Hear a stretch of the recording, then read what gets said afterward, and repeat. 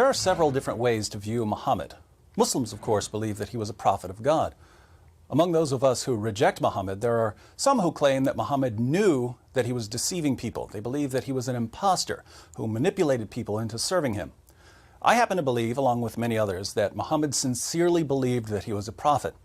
The general criterion I use here is the same whether I'm evaluating Christianity or Islam or any other worldview. It's that if a person is willing to die for what he's saying, he probably believes it. In other words, liars make poor martyrs. There are lots of liars in this world. If you put a gun to someone's head over a lie, they're generally going to admit that it's a lie. People who are willing to die for their claims are usually people who wholeheartedly believe in what they're dying for. Based on the number of battles Muhammad was in and the various dangers he faced, I believe that he really thought he was a prophet. So I don't believe that Muhammad was intentionally using Islam for his own interests. However, there are a number of passages in the Quran and the Hadith which prove, beyond any reasonable doubt, that Muhammad's revelations were influenced by his desires. Let me give you 4 examples. First, Surah 4 verse 3 of the Quran says that Muslims can marry up to 4 women. But we know from references in Bukhari and other sources that Muhammad had at least 9 wives at one time. So why did Muhammad get more than 4 wives when the Quran says that Muslim men can only marry 4 women? Well, Muhammad received a special revelation, Surah 33 verse 50, which says that he, and he alone, could have as many wives as he wanted. Now, I don't know about you, but when the guy who's receiving the revelations starts getting special moral privileges, namely more sex partners than anyone else, I start getting awfully suspicious. Second, Muhammad had an adopted son named Zayd, who was called Zayd bin Muhammad, Zayd son of Muhammad. One day, Muhammad went to visit him and was greeted by Zayd's wife, Zainab, who was very beautiful and who was wearing very little clothing at the time.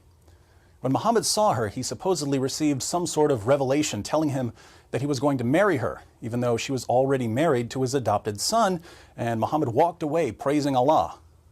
When Zayd found out that Muhammad was attracted to his wife, he divorced her so that Muhammad could marry her. Muhammad was worried about what people might think if he married Zainab, but then he began receiving revelations to justify the marriage. This is when he received Surah 33 verse 37 of the Quran, which says that it's okay to marry the divorced wives of your adopted sons. I've never met a person who struggles with this problem. I've never met someone who struggles with whether he should marry the divorced wife of his own adopted son. So this verse has no purpose other than justifying what Muhammad did.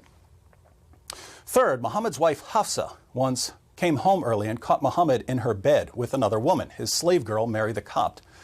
Seeking to avoid further conflict, Muhammad promised that he would stop having sex with his slave girl. But a little later, Muhammad started having sex with Mary again. How did he justify his sexual relationship with Mary when he had taken an oath to stop having sex with her?